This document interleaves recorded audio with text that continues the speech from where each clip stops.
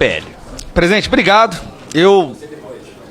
Eu preciso falar sobre alguns pontos que são de extrema urgência, eu acho, para o nosso país. E assustadores, presidente. Bom, como todo mundo já sabe, meu colega Girão disse recentemente, houve aqui um pouso de um avião que foi sancionado, que ficou no Brasil, acho que durante 2 dias. E muito pouco se sabe sobre o que aconteceu nesse pouso entre a chegada e a saída desse avião. O que se sabe é que esse avião foi sancionado por transportar armamento ilegal para terroristas pelo mundo, por transportar dinheiro criminoso, de facções criminosas, de narcotráfico, e por isso esse avião foi sancionado, mas ele pousou no Brasil com a maior tranquilidade. Presidente? Exatamente. Mas vamos lá, presidente, nós tivemos recentemente uma notícia muito preocupante.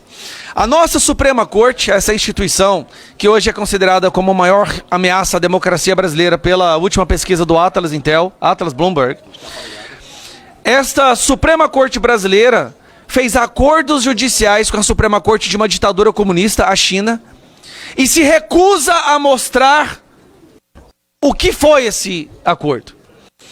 Preste atenção. Autoridades não eleitas do Brasil foram à China, fizeram acordos sobre sistema judicial com uma ditadura e se recusam a mostrar ao povo brasileiro o conteúdo desse acordo.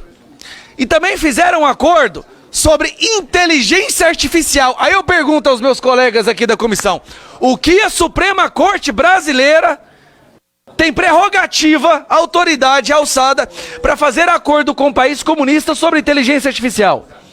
Porque eu me lembro, Farrour, só de uma coisa. O Flávio Dino, foi o Flávio Dino, né? Ou Gilmar Mendes, eu não me lembro quem é, porque é tanto comunista na nossa Suprema Corte, dizendo que eles têm uma grande admiração ao regime chinês. Essas mesmas pessoas que dizem defender a democracia, falam abertamente que adoram o regime chinês, vão lá fazer acordos no âmbito judicial e de inteligência artificial e se recusam a mostrar para o Brasil quais são os termos desse acordo.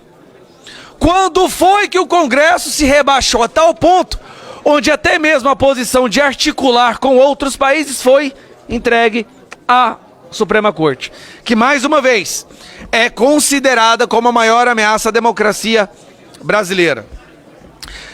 Mais isso, nós tivemos agora, presidente, um fato curioso. Membros das Forças Armadas, com medo da repercussão e do dano que poderia causar ao Brasil, vazou para a imprensa de que o governo brasileiro estaria articulando um plano para buscar o Maduro, um narcoterrorista condenado, com recompensa de 50 milhões de dólares, e trazê-lo para o Brasil para ficar protegido aqui dentro. Se já foi ruim o que esse governo fez quando mandou um avião da FAB buscar uma condenada no Peru, a primeira-dama, trazer ela para cá com o nosso dinheiro, o que todos nós sabemos, para proteger uma testemunha dos crimes do Lula. Fique bem claro, não foi uma ajuda humanitária. Ele mandou um avião da FAB, da Força Aérea Brasileira, para proteger uma testemunha dos crimes dele e trouxe ela para cá, porque saberia que se ela fosse presa, ela delataria todos os crimes do Lula.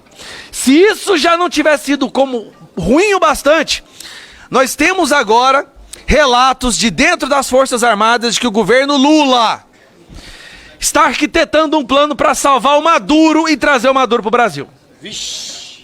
Essa operação tem um nome, que é a Operação Imeri, que se refere àquela cordilheira na Amazônia, que tem entre aqui o Brasil e a Venezuela. Olha a loucura que nós chegamos. Se já estava, imagine o Brasil ser visto agora, não só como um país que acolhe corruptos, mas um país que acolhe terroristas.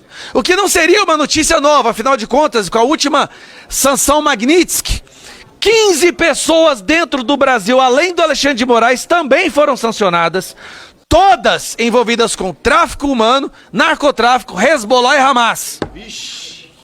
Agora nós teremos um narcoterrorista Maduro vindo para cá?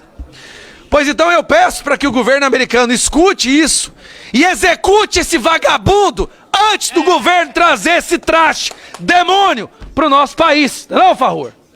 Solte um míssil na testa daquele terrorista amigo do Lula.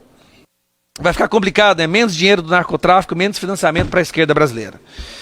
Bom, soma-se a isso o fato do Brasil ter se retirado da Aliança Internacional em Memória do Holocausto, algo que não tem nada a ver com política, nada.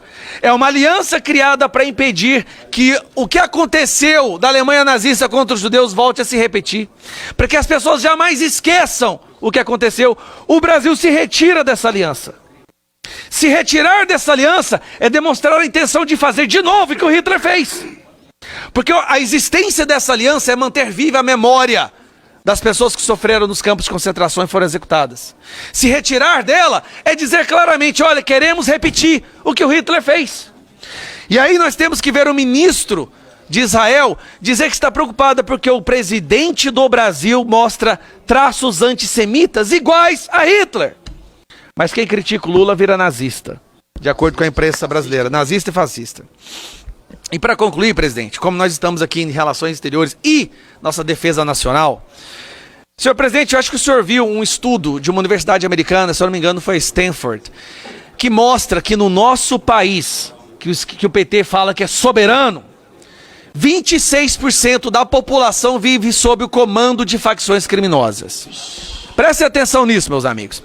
26% do povo brasileiro não tem medo de cometer um crime e ser penalizado pela polícia. Não tem medo de não seguir as regras do Congresso, do Brasil, da Constituição.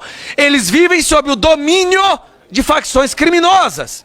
Como disse meu amigo Girão, uma delegada recebeu a ordem de uma facção criminosa de sair de onde ela mora, porque a facção criminosa não queria que ela morasse lá. Sabe o que ela vai ter que fazer, Gilberto? Ela vai ter que ir embora. Claro.